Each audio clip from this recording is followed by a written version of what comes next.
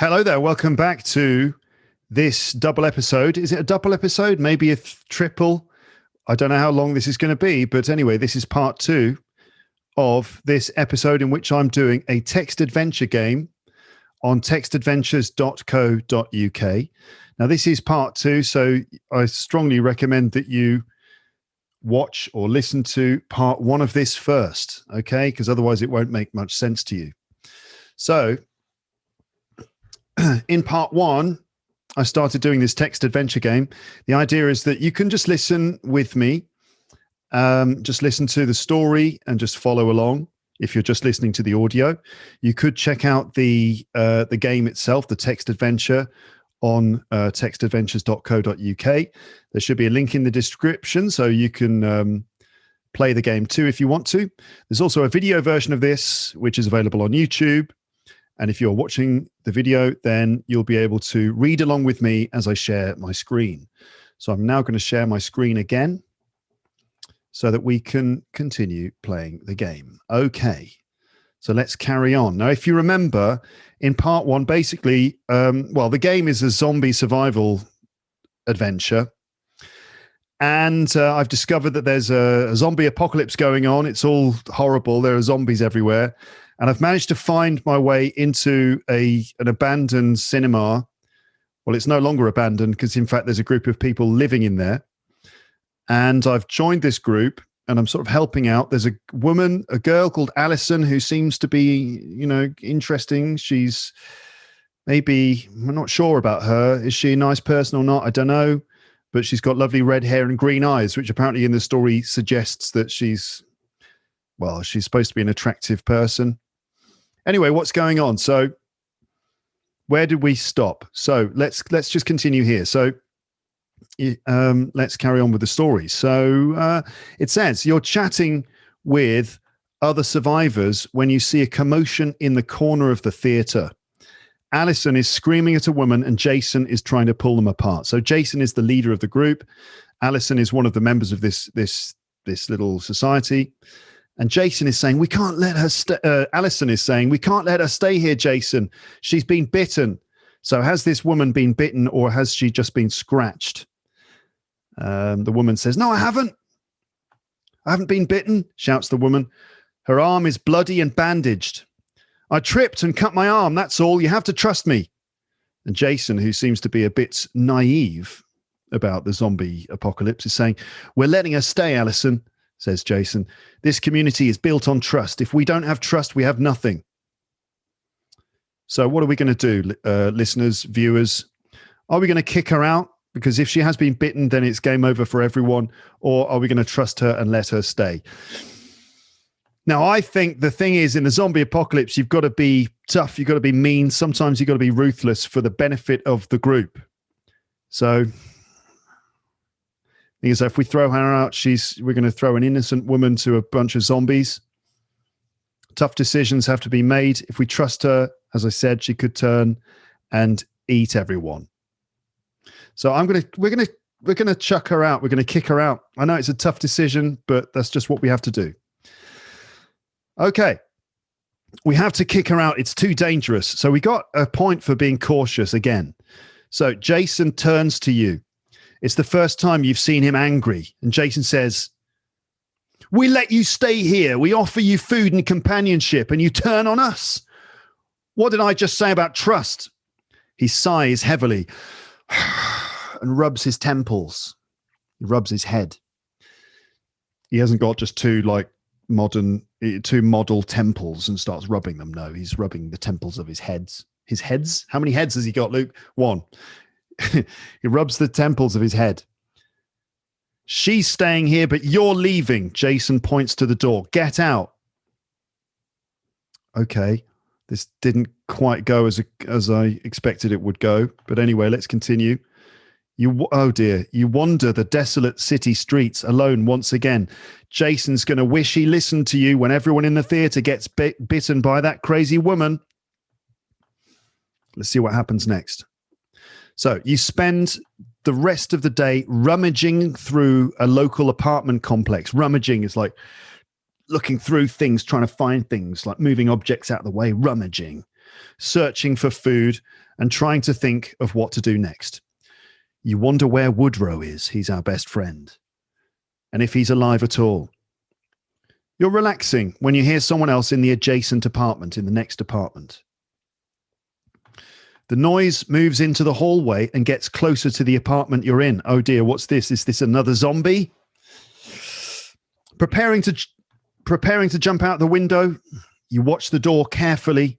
A figure appears, like the outline of a person. It's a tall, curly-haired boy with a red headband. So he's wearing a red headband.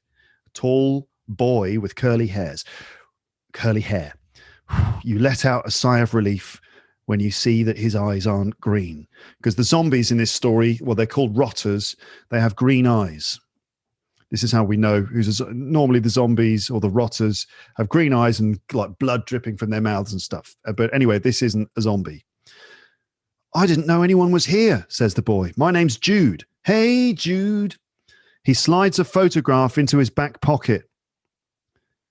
So he's got a photograph and he puts it in his back pocket. You see that it's of him and a blue-eyed girl with long blonde hair. How did I manage to see that when he put it in his back pocket? I don't know. But anyway, maybe I caught a glimpse of the photo as he was putting it in his pocket. And it's him with a blue-eyed girl with long blonde hair and a brilliant smile. It's dumb to leave the colony for an old photo, but I got nostalgic, says the boy. So he's escaped some kind of colony in order to get this photo, maybe of his girlfriend or sister or something. And so what am I going to say to the boy? Am I going to say, yeah, that's careless. You don't need a photograph when you have memories. Or am I going to say, yeah, I understand. You need something to fight for. Or am I going to say, wait, what? What colony? Wait, what colony? I need to, again, you've got to be diplomatic in these situations. You've got to try and make friends with people. I'm not going to say, oh, that's careless, you stupid idiot. I'm not going to say that. You won't like that. I'm going to say, that's right, I understand. You need something to fight for. We all need something to fight for at times like this. Or am I going to immediately say, wait, there's a colony? What other colony? Never mind your stupid memories. What about this colony? I'm going to go for the middle option. I'm going to try and be understanding. So I say, I understand. You need something to fight for. Jude smiles. It's good to keep hope. He looks you in the eyes. It's not safe to stay here. Come with me to the colony. Okay, see, my diplomatic approach worked. A few days ago, about 30 of us banded together and left the city.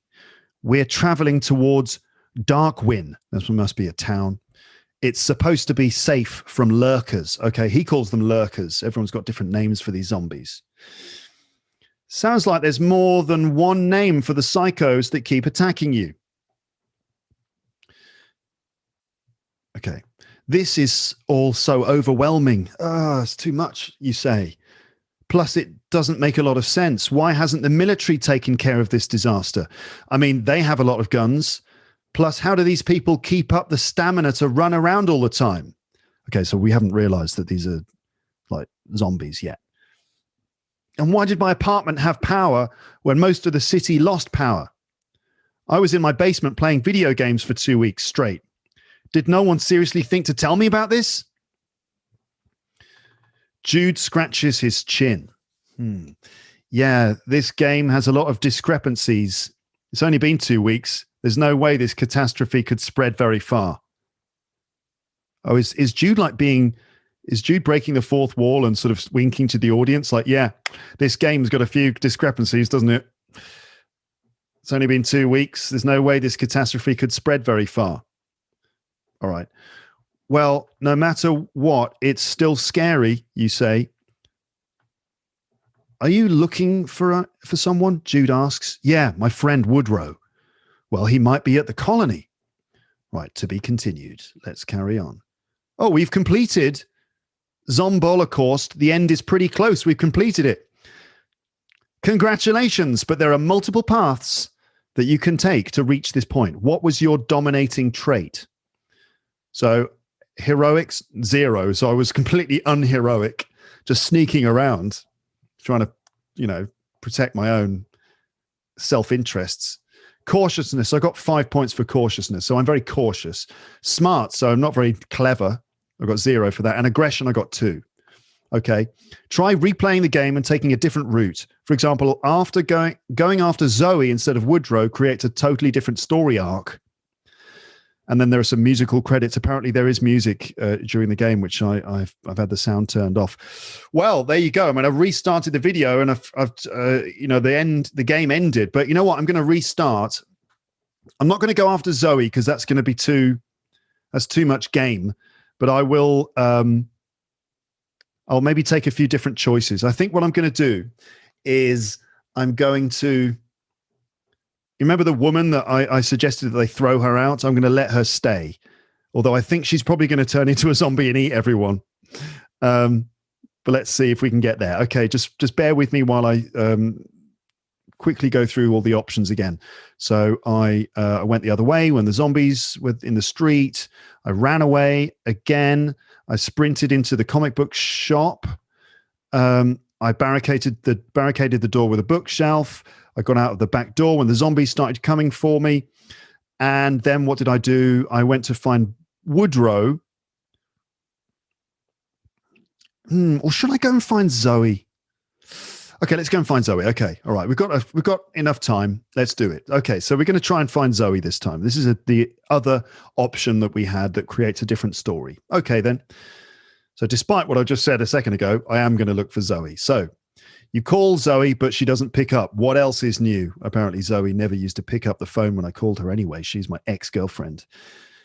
You and Zoe have had rough patches. So we've had periods that have been difficult in our relationship. And she broke up with you pretty hard. But you're still curious to see if she's all right. She goes to school at the university in the middle of town and lives in the dormitories, like shared sleeping rooms. You have no car to drive there, but the walk isn't too long. You're just nervous about running into more psychopaths. You cautiously walk through the barren city. Again, barren, desolate. These are synonyms. Lifeless, nothing there. You're still yet to see another average person.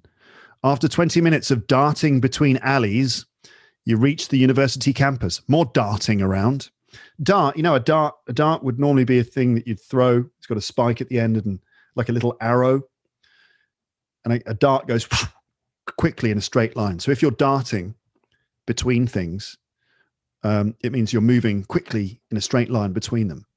So darting between alleys. From the bushes, you can see a few sickly-looking individuals stumbling around in the distance. You decide it'll be better to avoid those guys. Yeah, they're probably zombies, aren't they?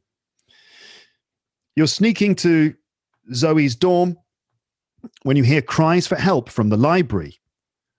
What kind of help would that be? Help! I'm trying to find a book about zombies. I can't find it. I don't think it would be that. It's probably more like, there's people trying to kill me. Help. You look over to see a girl standing on top of a minivan surrounded by half a dozen green-eyed maniacs. It's the first normal-eyed person you've seen all day. So she's standing on top of a van, a car, kind of large car. And she needs help because she's surrounded by zombies. So what am I going to do? Go and help her or ignore her and find Zoe? Sure, she's the only normal person I've seen for ages, but she is surrounded by zombies. How can I possibly help? She's standing on top of a minivan surrounded by zombies. What can I do? I don't know. I don't think that I can help. I feel like I should help out though. Do you know? You know what I mean? She's just on this car. What's going to happen? Okay, this is stupid. I shouldn't do this, but I'm going to help her. I get a point for heroics. Okay, so finally I've done something heroic. You decide to create a distraction so the girl has a chance to escape. Okay, that classic thing. What we're going to do, like throw a chair through a window or something, and the zombies will all go in that direction, and then I'll rescue her, maybe. Okay, it says here, you pick up a rock off the ground and hurl it at the nicest car you see in the parking lot. I don't know why it was necessary to find the nicest car. Maybe the zombies are like, we like cars. Why did you do that? I don't know. It crashes through the window and immediately sets off a blaring car alarm. Okay, the nicest car, it's probably going to have a car alarm. The psychos, which you're finding are very simple-minded, they're a bit stupid, become confused and start to lose interest with the girl as she lays still. So she's staying still and the zombies go to investigate the noise. Apparently the zombies have not noticed me, but they are simple-minded. One by one, they wander over to the smashed car. You're proud of your actions, but as you turn around to continue towards Zoe's dorm, you realize the car alarm is gaining more attention than you anticipated. So even more zombies from the surrounding area are coming in now. Oh dear. At least a dozen more green-eyed people appear and begin stumbling over the car. Your path to the dorm is blocked off as more and more people show up. Oh dear, they've gathered in a big herd and I can't get into the building. You look back over to the girl on the minivan and see her climb down and scuttle up the steps to the library. So she's climbed off the top of the car and going to the library. She makes eye contact with you from across the way and motions for you to follow her. She's like, follow me. Okay. Well, I'm not going to go to Zoe's dorm. I'm never going to get through that herd of zombies or whatever they're called. What do they call them? I can't remember. Walkers. I don't remember the name, but it'll come back. Rotters. That's it. Thank you for reminding me. Let's go to the library with the girl. Okay. So, you dart over again. More darting. Lots of darting in this story. You dart over to the library while the psychos are distracted. The girl ushers you in, like come in like this. She ushers you in, and together you take the stairs up to the second floor. Stacks of books, bookshelves. Okay, thanks for that save back there, she says. She looks to be about 20 with short almond hair, like light brown hair. Those greeners can get nasty if they catch your scent. So she's calling them greeners, rotters, psychos, zombies. They can get nasty if they catch your scent. Your scent is your smell. Greeners, you ask? The girl points to her eyes. Yeah, for the green eyes. What do you call them? You shrug like this. You kind of lift your shoulders up. You shrug. I'm new to this.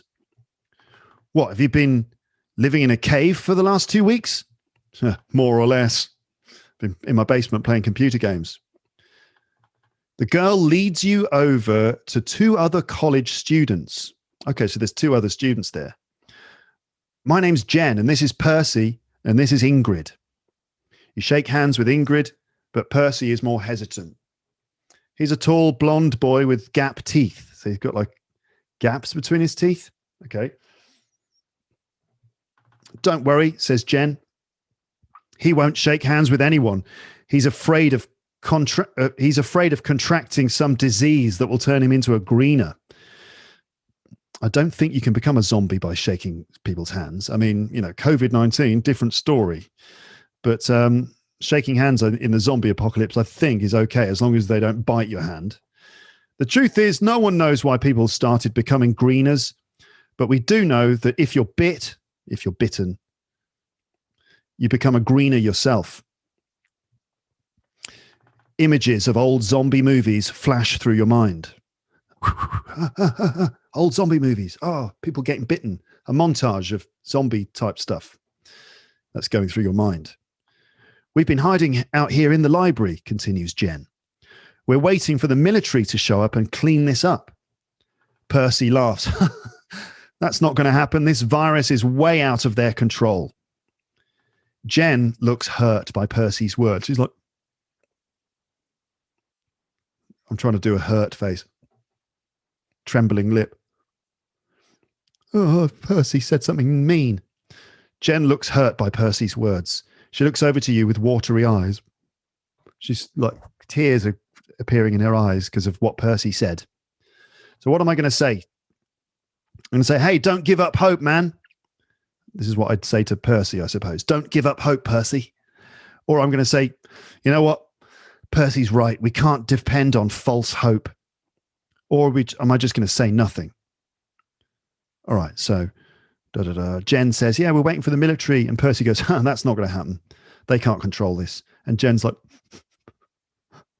he said something mean to me. Come on, Jen. I think I should say to Percy, hey, Percy, don't give up hope, man. And Percy will be like, oh, okay, I won't. I respect your leadership skills. Is that what he's going to say? Now, I'm not going to say Percy's right. We can't depend on false hope. I think it's always important to have hope. Or am I going to just say nothing? Hey, the military are going to come. No, they're not. Jen's like, and I'm just going to be like, say nothing. No, I'm going to say, don't give up hope. Hey, don't give up hope, man. Percy scoffs. To scoff is like to go. Scoff is like that. Don't give up hope. And Percy just, regardless, interjects Ingrid. We're running out of supplies. We need food. What did you find, Jen? So Jen apparently was looking for food. Jen takes off her backpack and reveals some bags of chips. That's crisps again. And bottles of water. I got these from the South Dining Hall. I could have gotten more. In British English, it would be I could have got more. But this is American English. American English. I like to say American, just for fun. Anyway, I could have got more, but some greeners started passing through. They saw me and chased me here. I'm lucky to be alive. This food won't last more than a couple of days, spits Percy. We need more food now. I don't like Percy scoffing and saying mean things and laughing at people's ideas. This food won't last more than a couple of days. We need food now, he says. Now, if you help these people, maybe they'll help you find Zoe. There's strength in numbers, or so you're told. Okay, so what am I going to do? I've got two options. One option is this. I'll help you get food if you help me, or I'm just going to leave these people and find Zoe alone.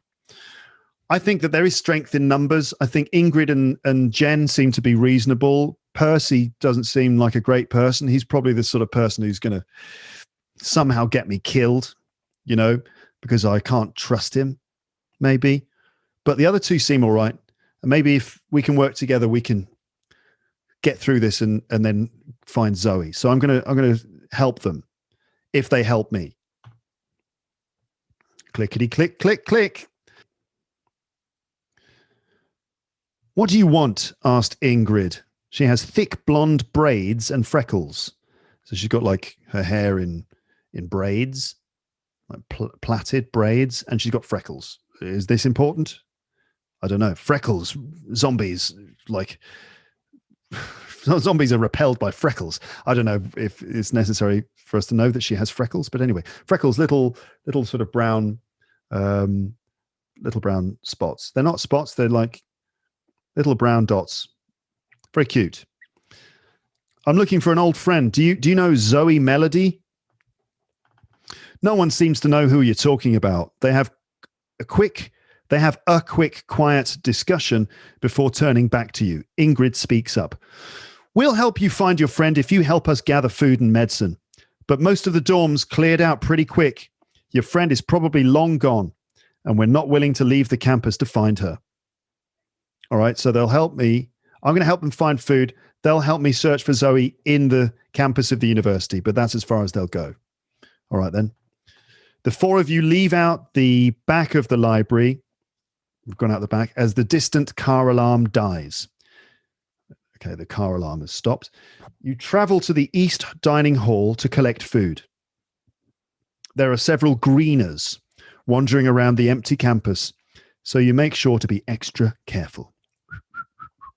That's me being extra careful.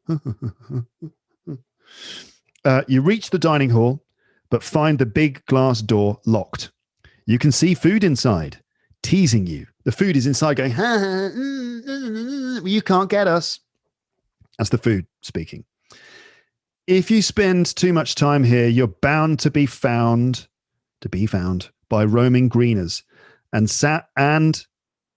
the sound, a couple of little typos here, there's a couple of missing words. If you spend too much time here, you're bound to be found by roaming greeners just walking around, and the sound of breaking the door will probably catch their attention as well. Not Peter Carlson's greatest sentence, What are we going to do? Abandon the food or break the door? Abandon the food or break the door. Well, we want the food, right? We're going to break the door. There are lots of zombies over there, but I'm living life on the edge a little bit more in this version of the story. So we're going to break the door.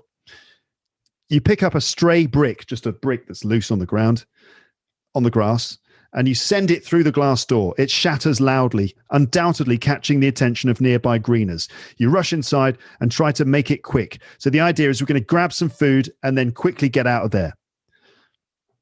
This is ultimately what I promised I would do. I would help them find food. So mission accomplished. What kind of food are we going to get? Grab some frozen food, grab some canned food, or grab some lunch meat. Lunch meat is kind of, I guess, sort of corned beef, hashed beef, frozen food, canned food, or lunch meat. And the lunch meat's bound to be rotten now, isn't it? Unless it's been refrigerated or something. But the lunch meat's not going to be in great condition. The frozen food will be frozen. It's going to be difficult to deal with it. The canned food is, I think, the best option. That's what we're going for. Okay, got 1 point for being smart. You throw several cans of food in a backpack that Jen gave you. Let's go, hisses Percy. Let's go. As greeners begin curiously approaching the gaping hole in the door. The four of you sneak out of the dining hall and begin trekking over to the student health building for medical supplies. Percy looks into your backpack. Good choice. This food will last a while. Nice one, Percy. Yeah, the food will last a while. Yeah, good choice. Okay, let's continue. Uh-oh. There's a picture of a college student in zombie mode. Okay, so the student health building is easier to get into, but most of the supplies have already been taken. It looks like someone was trying to hold up in here for a while, meaning trying to kind of camp in here, stay in here, rest in here, hold up in here, wait in here. As there are a few wooden planks nailed to the windows and scattered across the floor. Students and employees leaving the campus must have looted this place, says Ingrid. Grab some antibiotics and bandages and whatever else you can find. So I'm grabbing like antibiotics and bandages and anything else. You spend a few minutes throwing bottles of pills and gauze. Gauze is a sort of like a medical sort of fabric that you use to dress wounds. You throw bottles of pills and gauze into your backpack when you hear scratching at the door. Uh-oh. It sounds like a zombie trying to get in. It bursts open and a greener rushes in, blood dripping down from his mouth. Oh dear. So the door opens and in comes a greener. What am I going to do? Run and hide or fight it with a wooden plank? Well, in the last version of this story, when I went looking for woodrow, I was being stealthy and careful. I'm going to try and be a bit more aggressive and heroic. I'm going to fight it with a wooden plank. Smack on the top of the head. Bam. Into its face and maybe crush its skull with the wooden plank when it's gone down on the floor. That's what I'm going to do. I get 1 point for being heroic. You grab a piece of wood off the floor and rush at the greener. Ah! Jen knocks it away with her backpack. So she whacks the zombie with her backpack, and you deliver a powerful shot to the head that topples it over. Bam! And it topples over. You continue to hit it across the head, splintering the plank until it stops moving. The plank is starting to fall to pieces, but the greener has stopped moving. Like that. Jen breathes heavily. Thanks again, she says. It's the second time I've saved your ass. Your ass in British English, Jen. You toss a few more bottles of pills in your bag and you arm yourself with a hammer that someone left behind. A hammer is a tool that you would use to bang nails into a wall. Pretty good weapon when you're fighting against zombies. Jen wanders over to another door in search of more supplies. There's a bunch of stuff behind this door, she says, as she peers through the door window. She jiggles the handle, try and open the door, but it doesn't budge, so the door won't open. Break the handle and let's get it. We'll be set for months. Okay, so Jen is keen for me to break the handle of the door, get in and get all these supplies. Now, this seems to me like, when you're watching a film and you're thinking, you're watching the actions of the heroes and you're thinking, are they going to make a good or bad decision? I've already got lots of supplies. We've got food. We've got medicine. This seems like a little risky to go even further, to go into a room. We don't know exactly what's inside. The door's locked. I'm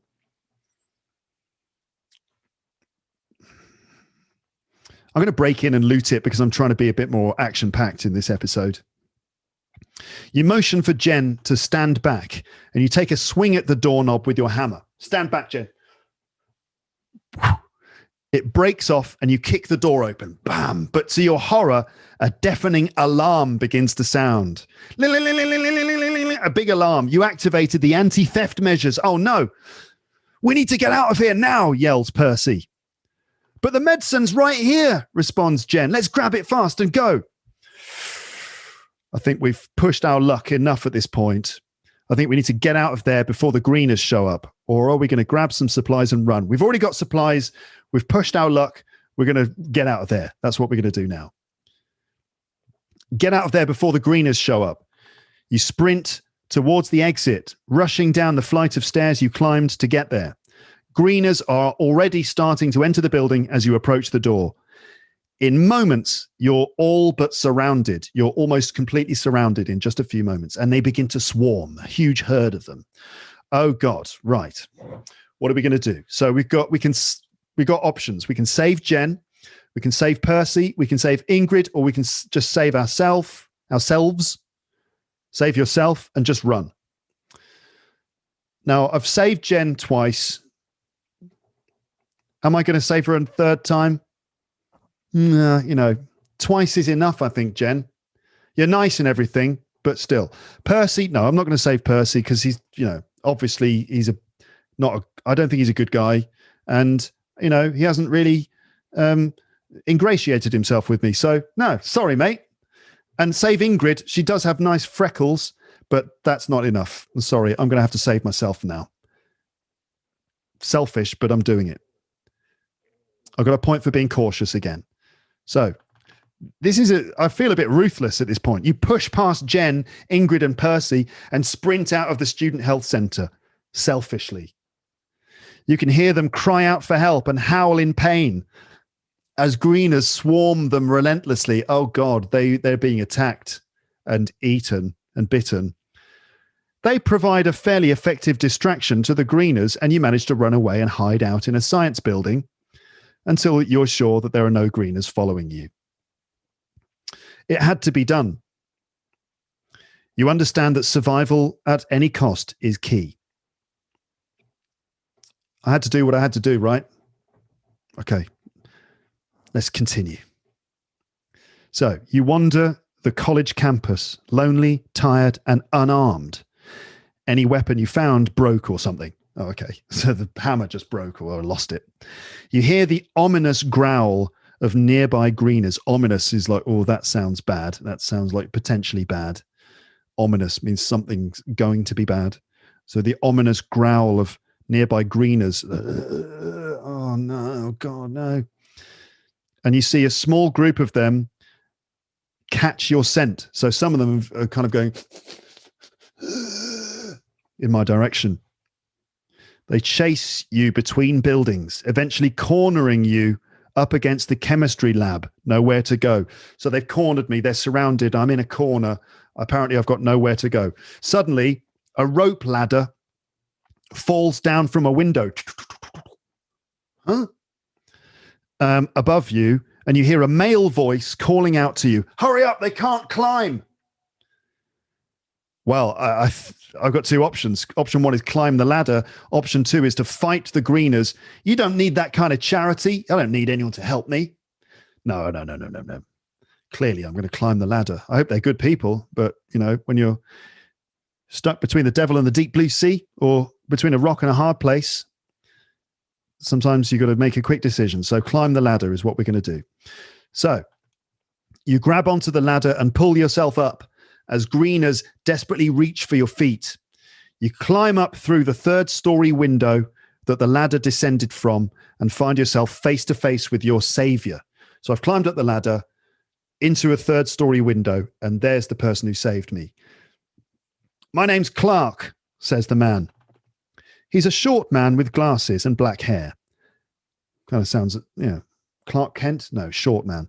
Anyway, he's a short man with glasses and black hair, about your age. What stands out to you most of all is his T-shirt that has the logo for Murder Proof, the video game that you just played for 2 straight weeks.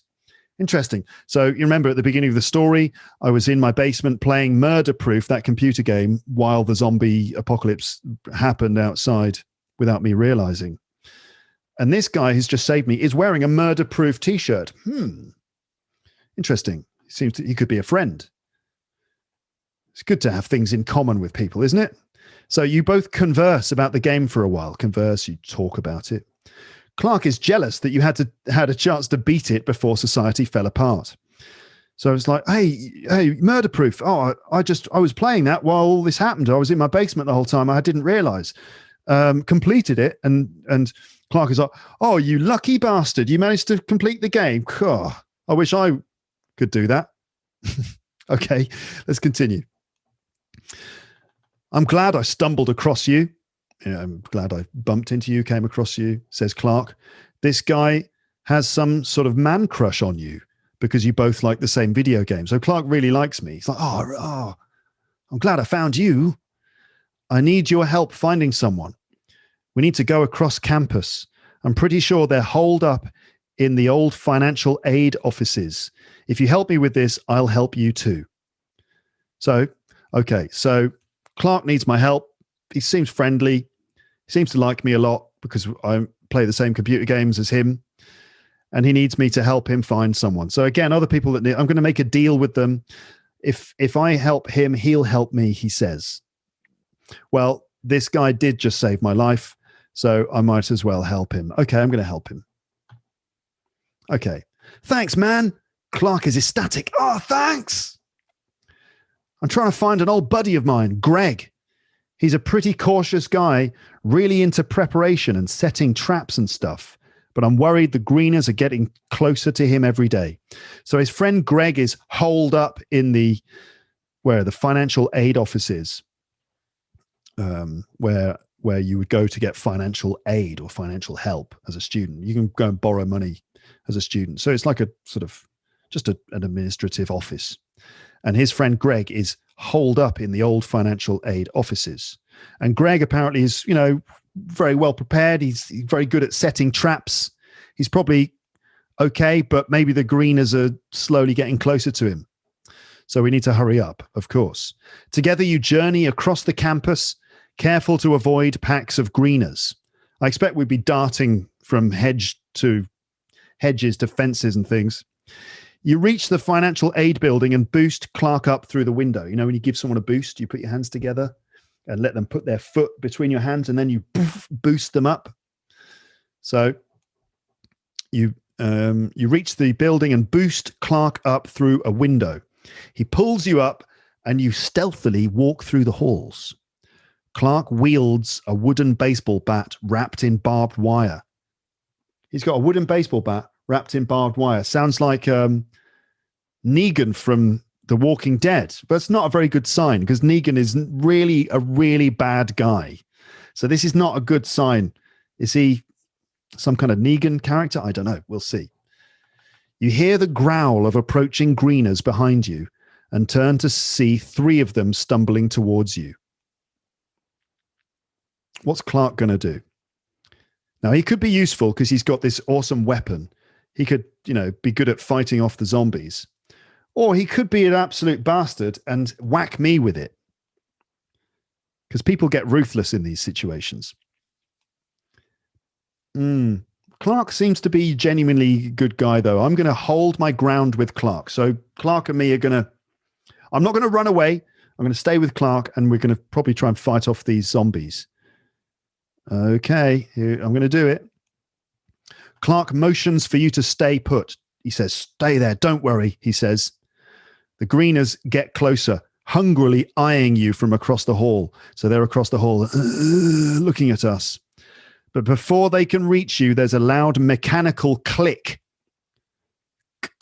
Click. one of the charging greeners activated a thin tripwire set by Greg. So this is one of Greg's amazing booby traps.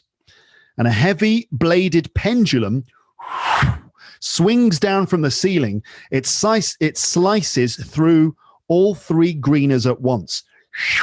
Good thing I didn't run away, because I could have been sliced in half by Greg's booby trap. Do you understand what's happening? A heavy bladed pendulum. A pendulum, a thing that swings with blades on it, swings down from the ceiling and it slices through all 3 greeners at once. Wow. Like I was saying, says Clark, this place is riddled with traps. Greg is super careful. All right. The 2 of you keep wandering through the halls, cautiously avoiding traps. You come across a hallway filled with large bear traps. Those bear traps are like ones that you open like that. They've got jaws on them. You open them up and set them on the ground. And if a bear steps in it, clang, the jaws quickly close around the legs of the bear. Horrible. So, yes, you come across a hallway filled with large bear traps. Slowly and carefully, you step between the heavy metal jaws, avoiding the bear traps. Halfway through, you see a figure rounding the corner ahead. So someone has turned round the corner ahead of you. Greg, is that you? Cries Clark. We've been looking for you. Get the hell out. Get the hell out, shouts the man.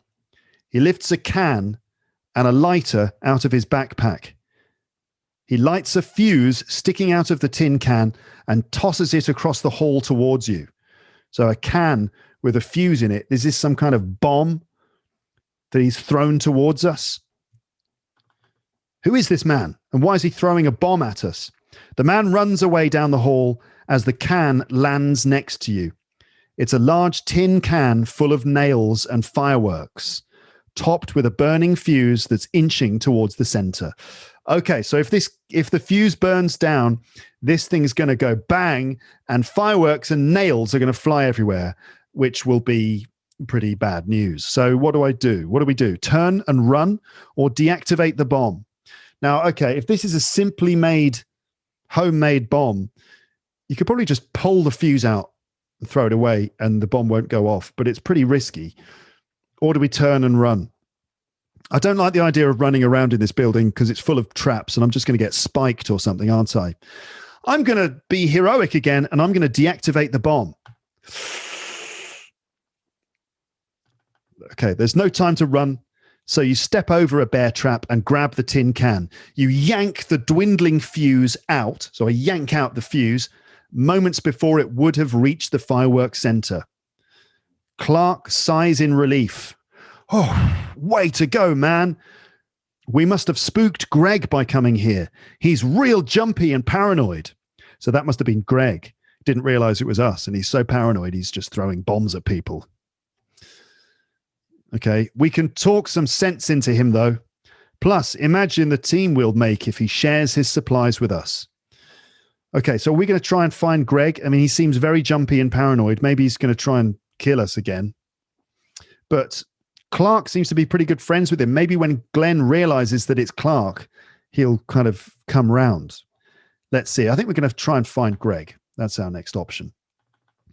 You hope to talk some sense into Greg as you finish traveling across the bear trap hallway. You follow Greg's trail and find yourself at a large financial aid office. Clark tries the doorknob, but it's locked tight. He bashes the handle off with his baseball bat and pushes the door open.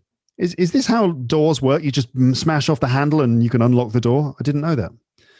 Anyway, you see Greg cowering in the corner. So we've opened the door into the office and Greg is there hiding, cowering like that, protecting himself. Please, just leave me be, he cries. Leave me alone. Clark darts across the room, more darting. Clark darts across the room quicker than you imagined he could run. Because you imagined that he couldn't run that fast, right? Apparently. Quicker than you imagined he could run. He darts across the room. Oh dear. He grabs hold of Greg and throws him down on the floor violently. So Clark looks up at you into your eyes And you can see that he's wild and unstable. Oh dear. So we've just worked out Clark is unstable, and maybe he isn't Greg's friend. Maybe he's Greg's enemy. Oh God, what's going on? Because Clark has run over, grabbed Greg, and thrown him on the floor violently. And when we look at Clark, he realized he's mentally unstable. So what am I going to do? I can either shout, "What are you doing?" Or I can fight Clark, or I can just do nothing. So I could be like, "What are you doing, Clark?" Or I can just immediately start fighting. "Get off him." Start fighting him. Or I can just do nothing, like, yeah, Clark's just attacking Greg for no apparent reason. He's got crazy eyes. Yeah, I'll do nothing. I feel like doing nothing, but I think that I'd die or something. I really feel like kind of going, all right, I'll let them fight for a little bit just to check it out, see what's going on. I'm going to do nothing for a change. Okay, do nothing. You watch motionlessly as Clark beats the life out of Greg with his barbed wire baseball bat. Oh, no. Oh, no. Clark is killing Greg with the baseball bat. Oh, dear. The scene is gratuitous. The scene is gratuitously violent, like really violent, unnecessarily violent. When Greg ceases moving, Clark looks over at you, to you. Oh, so I definitely should have stopped it. I'm responsible for Greg's death, and Greg seemed to be a pretty useful person. Oh, dear. Greg says, "I'm saving the world, man." Says, this is Clark, sorry. Clark says, "I'm saving the world, man." He says, wiping a splash of blood from his cheek. "Do you know why all this happened? You of all people should understand. It's because of Murder Proof. The game came out right before the world ended. The creation of that game triggered something in the universe that made the earth change. It was the game's ultraviolence. If we act ultraviolent in reality, perhaps we can reverse the effect. We can bring the earth back to normal. I've been killing people all week trying to save the world." You stare at Clark in disbelief. Because Clark has decided that the computer game is responsible for this zombie outbreak, that somehow the violence in the computer game has created this zombie outbreak. And his weird, distorted logic is that if we act in a violent way, that's going to reverse the effects. And he's been killing people all week trying to save the world. He's crazy. You stare at Clark in disbelief. He continues, "Plus, I like killing people," continues Clark. "I'd never tried it until everyone started becoming greeners. And I started with greeners, but there's really nothing like the thrill of taking a human life. In fact, I want you to try it. I don't want to kill you, man. We love the same game. I saved your life. You saved my life and all that jazz. Join me and we can save everyone. I am your father." No, he didn't actually say "I'm your father." "Look." So is he going to... Okay, I've got options. Am I going to say, "No, thanks"? Or am I going to say, "Okay, I'll join you. Let's go on a kill spree"? Or shall I kill Clark? I think if I say no, he's going to bash my head in with that baseball bat with barbed wire around it. If I say okay, then I'll probably have to play along with him and kill a few people so he doesn't kill me, or I should just kill him. Oh, this is a horrific choice. I'm going to kill Clark. I mean, the guy he's going to try and kill me sooner or later. And if I don't stop him, he's going to kill more people. So this is a moral decision I'm making. I don't want to kill. I don't want to murder. But if it means that I'm going to save the lives of many other people by putting him out of action, I'm going to have to do it. It's time to get tough, get ruthless. I'm going to kill Clark. Okay. You run over to a desk and pick up a pair of scissors. You know, those things that we use to cut paper? Snip, snip, snip. I've got a pair of scissors. You grip the scissors tightly and sprint at Clark, throwing the tacks. Oh, hold on a minute. I've picked up a pair of scissors and a handful of tacks. We call them pins in British English, in English English. Pins, little things that you would stick into a notice board. I've got all the props here today. This is a notice board. You stick pins in it. You can pin little notices to a cork notice board, right? Little pins. So I've got a handful of pins and I've got a pair of scissors in my hand. So you grip the scissors tightly and sprint at Clark. Sprint means run really fast, throwing the tacks in his eyes and causing him to cry out and stagger backwards for a moment. Ah, my eyes! You lunge at Clark and slash the open scissors at his neck. Whoops. But he deflects your attack with his baseball bat. Ping! He hits you in the stomach with the butt of the bat and knocks you flat on your back. Okay? We could have saved the world, he says. No one understands. Clark brings the baseball bat down hard on your head, splitting it open and ending your life. Dead. Oh, dear. So I died. So apparently trying to kill Clark is not a good idea. Let's go back to the checkpoint. I hope this works. Okay. So, we've gone back to a checkpoint. So because I died then. See, I'm dead now. Okay, bing, I'm back again. All right, so I've gone back to the checkpoint. This is where Clark, we've just gone into the office again, and Greg is there, frightened, and Clark runs over and starts attacking him, and he looks crazy. So what can I do? I'm not going to do nothing again. I can either fight Clark or say, what are you doing? Now, if I fight Clark, I think it's going to be the same story. He'll attack me. I'm going to say, what are you doing? Okay, what are you doing? And this is when he says, I'm saving the world. You know, based on his crazy logic. He's saving the world by killing everyone. Okay, so I get more options. So now I can kill Greg, essentially joining Clark, or I can kill Clark, but we know what's going to happen there, or I can persuade Clark. Let's try and use, the language of diplomacy and attempt to persuade him. Let's try that. He's probably going to kill me. So I got a point for being smart, for being clever. And I say, I won't kill Greg, you say, and you won't either. Clark laughs. Why is that? He said. If you don't drop that baseball bat right now, I'm going to tell you the twist at the end of Murder Proof. So this is my negotiating strategy. If you don't throw down the baseball bat, I will spoil the end of the Murder Proof computer game. Spoiler alert. No, don't spoil the game. Clark's mouth falls open. Wait, be rational, he says. I've been waiting to play that game for like a year. I would have played it already, but I can't play it with greeners running around and no electricity. I've only done the tutorial level. Drop the bat, you repeat.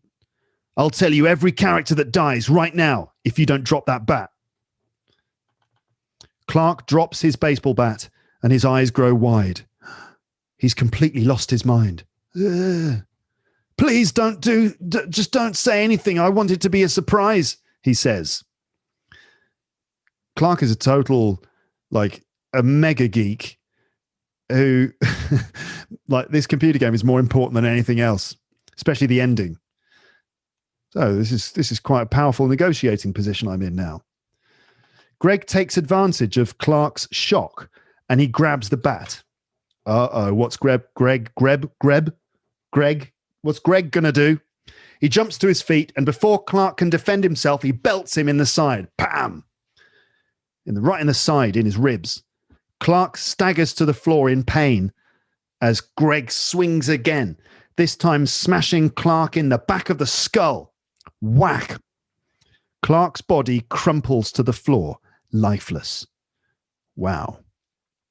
Greg turns to you, breathing heavily. Get out, he says. All right. Oh, wow. That was dramatic, wasn't it? Greg just attacked Clark and killed him. Well, at least that got rid of the whole psychopathic Clark situation. So, get out, said Greg. Well, that was really weird. You're back to wandering the college campus in search of Zoe. You find yourself at her dorm at long last. So I finally got to her dormitory. Sneaking up through a window, you carefully creep through the dim hallways. Lots of creeping and darting in this game. The building is desolate. There's that word again. You find Zoe's room and slowly push the door open. It's empty as well. You sigh and sit down on her bed, scratching the back of your head. Well, it was a long shot finding her here. If something's a long shot, it means it's something that's probably not going to work out. A big, very low chance of it happening. It was a long shot finding her here. You see, she still kept the small snow globe you bought her for Christmas, sitting behind a pile of books. A snow globe is like a little glass ball, and inside it, there's, I guess, water and then like sort of fake snow, and you shake it up and the snow starts to go everywhere and then slowly settles. And there's usually like a little Father Christmas in there or some reindeer or something, a snow globe. So I gave her this snow globe for Christmas, and she still has it sitting behind a pile of books. I pick up the snow globe, and as you're shaking it, flinging small pieces of snowy particles around in the glass sphere, you hear someone in the room next door. I hope that's Zoe, because she still seems to care about me. She kept the snow globe after all. If she didn't care about me, she would have just chucked it out. Ugh, pathetic snow globe. No, but she chose to keep it. You hear the sound move to the hallway. Should be a the there. You hear the sound move to the hallway and get closer to Zoe's room. So there's someone is coming from the next room, coming into Zoe's room. Is it a greener, a zombie, a roamer, a rotter, or whatever they're called? Preparing to jump out of the window, you watch the door carefully. So I'm like prepared to jump out the window if I need to, but I'm watching the door. A figure appears. It's a tall, curly-haired boy with a red headband. Oh, this guy again. Remember, I'm sure I met him before, but maybe not in this version of the story, but it's him again. You let out a sigh of relief when you see his eyes aren't green. So this is the boy again who's looking for the photograph, remember? I didn't know anyone was here, says the boy. My name's Jude. Hey, Jude, again. Don't make it bad. Take a zombie and smash his head in. He slides a photograph into his back pocket. You see, it's a picture of him and a blue-eyed girl with long blonde hair and a brilliant smile. It's dumb to leave the colony for an old photo, but I got nostalgic, says the boy. Right, so what did I say to him before? I said, yeah, you don't need a photograph. You say, I understand you need something to fight for, or wait, what colony? I think I was understanding, and I said, you need something to fight for. Okay, remember this? So Jude shrugs, blah, blah, blah. It's all overwhelming. Okay, so Jude says she might be with the colony, to be continued. Oh, so that's it. I got. What did I do wrong? I didn't find Zoe. Well, listeners, viewers, what happened at the end? This is what happened to us before. I'm going to read through this again, okay? Just to be clear. Okay, so we continue. So we had this before. We got Jude. He slides a photograph into his back pocket. Fine. I say, I understand you need something to fight for. Jude shrugs. Yeah, it's good to keep hope. He looks you in the eyes. It's not safe to stay here. Come with me to the colony. A few days ago, about 30 of us banded together and left campus. We're traveling towards Darkwing. It's supposed to be safe from lurkers. Sounds like there's more than one name for the psychos that keep attacking you. That's right, lurkers, rotters, greeners, zombies. This is all so overwhelming, you say. Plus, it doesn't make a lot of sense. Why hasn't the military taken care of this disaster? I mean, they have a lot of guns. Plus, how do these people keep up the stamina to run around all the time? Also, I met someone on campus that had like over a dozen bear traps. How did he get those? And why did my apartment have power when most of the city lost power? I was in my basement playing video games for 2 weeks straight. Did no one seriously think to tell me about this? Jude scratches his chin. Yeah, this game has a lot of discrepancies. This is the weirdest line in the whole thing. This game has a lot of discrepancies. It's only been 2 weeks. Right, I've got a theory here, and this is going to be the end of this. My theory is that the computer game is so immersive and so brilliant and so advanced that this isn't a real zombie apocalypse. I think that our character has just become fully immersed into the game, and it's like sort of invaded his thoughts, and he's still playing the game. I think he's still playing the computer game, because Jude says, yeah, this game has a lot of discrepancies. It's only been 2 weeks. This game, like we're still playing a game, and all these problems, like these things that we don't understand, these are just like discrepancies in the game. Discrepancies. Hold on a second. Let's just be clear about what discrepancies means. Okay. Let's ask Colin. Colinsdictionary.com. So you can see here, discrepancy. Plural now, discrepancy. Okay. So we need to go to the singular version, discrepancy. So if there is a discrepancy between two things that ought to be the same, there's a noticeable difference between them. So discrepancies are differences between the two things. I would say it's a synonym for inconsistencies.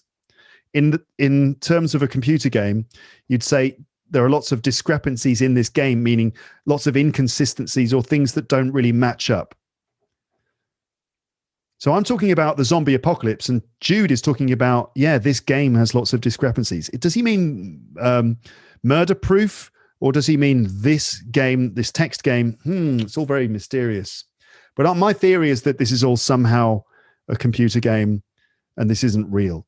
It's only been 2 weeks, meaning the game has only been out for 2 weeks. Maybe there are some software updates necessary. Well, no matter what, it's still scary, you say. You're looking for someone, am I right? Jude looks around the feminine room. She might be with the colony. To be continued. Okay. Okay, so it says, congratulations, but there are multiple paths that you can take to reach this point. So I think this is ultimately the end of the game. It says to be continued, which suggests that there is a part 2 of this. I hope that Peter Carlson is going to do part 2. Maybe I should send him an email and say, hey, Peter Carlson, Carlson, whatever your name is. Hey, Peter, I was playing Zombolocaust. Is there a part 2? Because some of my viewers and listeners would love to find out what happens in the end of this story. I think we can say that from this point, I guess the next part would be that that we would try to go to this town that he talked about, Darkwyn, and maybe Zoe is there. Let's stay hopeful that she's still alive.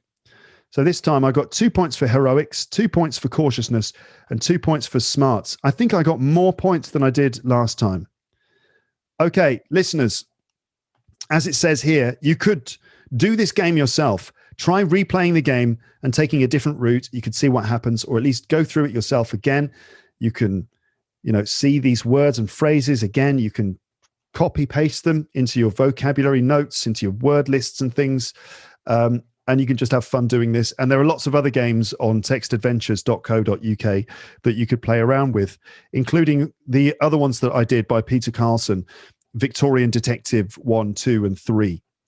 Okay. Well, thanks again to Peter Carlson. That was fun. I hope you enjoyed that. It's been a lot of fun doing this. Thank you very much for watching and for listening to my podcast as usual. Speak to you again soon in some form. Please take care out there in this crazy world. Wash your hands. Wear your masks. Thankfully, we don't actually have to contend with green-eyed zombies. It's not that bad yet. All right. Take care, everyone. Check the links in the description for all the details and stuff, okay? All right. Have a good day, night, evening, morning, afternoon. And I will speak to you very soon. But for now, it's time to say goodbye. Bye, bye, bye, bye, bye, bye. That's the end of the audio. And now, the end of the video. Cheers.